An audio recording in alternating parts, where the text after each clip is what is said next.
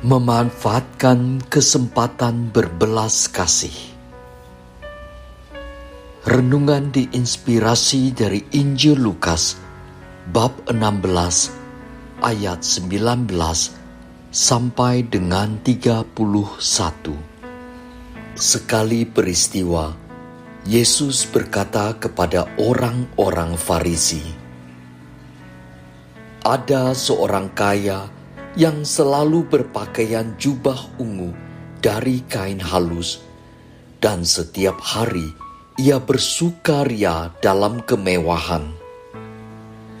Ada pula seorang pengemis bernama Lazarus, badannya penuh dengan borok. Ia berbaring dekat pintu rumah orang kaya itu dan ingin menghilangkan laparnya dengan apa yang jatuh dari meja orang kaya itu. Malahan anjing-anjing datang dan menjilati boroknya. Kemudian matilah orang miskin itu, lalu dibawa oleh malaikat-malaikat ke pangkuan Abraham. Orang kaya itu mati juga, lalu dikubur. Sementara menderita sengsara di alam maut, ia memandang ke atas dan dari jauh dilihatnya Abraham dan Lazarus duduk di pangkuannya. Lalu ia berseru, 'Bapa Abraham, kasihanilah aku. Suruhlah Lazarus mencelupkan ujung jarinya ke dalam air dan menyejukkan lidahku. Sebab aku sangat kesakitan dalam nyala api ini.' Tetapi Abraham berkata, 'Anak, ingatlah, engkau telah menerima segala yang baik semasa hidupmu, sedangkan Lazarus segala yang buruk. Sekarang di sini ia mendapat penghiburan dan engkau sangat menderita. Selain itu, di antara kami dan engkau terbentang jurang yang tak terseberangi, supaya mereka yang mau pergi dari sini kepadamu, ataupun mereka yang mau datang dari situ kepada kami, tidak dapat menyeberang.' Kata orang itu, 'Kalau demikian, aku minta kepadamu Bapa, supaya engkau menyuruh dia ke rumah ayahku, sebab masih ada 5 orang saudaraku, supaya ia memperingatkan mereka dengan sungguh-sungguh, agar mereka kelak jangan masuk ke dalam tempat penderitaan ini.' Tetapi kata Abraham, 'Mereka memiliki kesaksian Musa dan para nabi. Baiklah mereka mendengarkannya.' Jawab orang itu, 'Tidak, Bapa Abraham. Tetapi jika ada seorang yang datang dari antara orang mati kepada mereka, mereka akan bertobat.' Kata Abraham kepadanya, 'Jika mereka tidak mendengarkan kesaksian Musa dan para nabi, mereka tidak juga akan mau diyakinkan, sekalipun oleh seorang yang bangkit dari antara orang mati.' Demikianlah sabda Tuhan. Seorang teman bercerita, dirinya sulit menolak ketika diminta melayani gereja.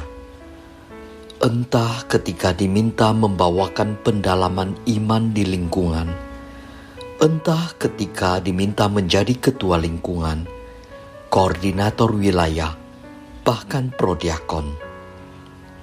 Tapi di sisi lain, dia mengakui hatinya sama sekali tak tergerak untuk memberi sekedar sedekah kepada pengemis dan atau pengamen pinggir jalan, atau yang berkeliaran di lampu merah, kuning, hijau.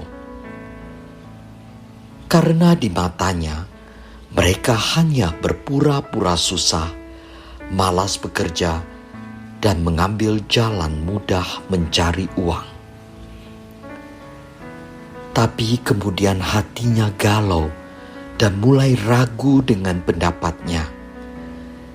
Dia sering membaca kisah-kisah seorang Romo yang setiap hari Jumat membelanjakan uangnya, membeli sekian bungkus atau kotak nasi plus lauk, lalu membagikan kepada siapapun orang yang dinilainya sedang susah. Juga tayangan YouTube acara Gerakan Cinta Sesama yang diprakarsai oleh Puspa Samadi. Secara rutin mereka membagikan makanan kepada siapapun yang kebetulan lewat di lokasi dan mau menerima.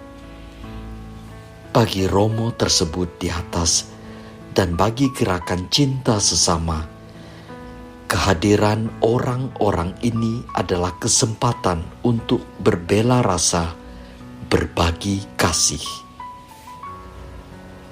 Bacaan Injil hari ini mengisahkan kehadiran Lazarus yang miskin, penuh luka borok, dan hampir mati. Sebenarnya memberi kesempatan kepada tokoh orang kaya yang bahkan nama tak disebut. Namun kesempatan berbuat kasih kepada sesama ini sama sekali tak ia manfaatkan. Mungkin ia tidak melihat kesempatan ini. Mungkin juga ia tidak tahu bahwa ini adalah kesempatan ini. Setelah mati dan mengalami siksa, ia baru sadar, namun sudah terlambat. Orang kaya ini tidak bernama dan seringkali tokoh-tokoh tak bernama dalam kitab suci sebenarnya membuat kita pembaca dapat menempatkan diri sebagai tokoh tersebut ketika merenungkan perikop terkait. Jadi, apakah kita sudah dan dapat melihat kesempatan yang Tuhan beri kepada kita agar kita dapat berbuat kasih bagi sesama?